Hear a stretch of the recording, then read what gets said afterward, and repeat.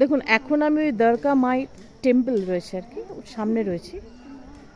এখানে তো অনেক সব টেম্পল রয়েছে।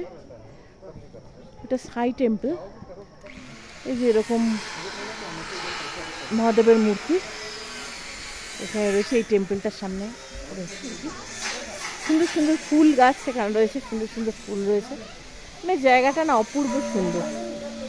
ওই যে ওইদিকে টেম্পল রয়েছে, সাউথের টেম্পল রয়েছে, এই টেম্পল রয়েছে, সব সুন্দর সুন্দর জায়গা আর কি।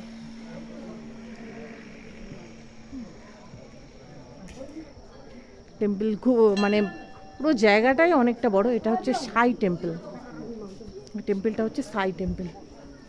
এই যে এখানে সব মানত করেছে আর কি, সব বেঁধে রেখে দিয়েছে, খুব সুন্দর।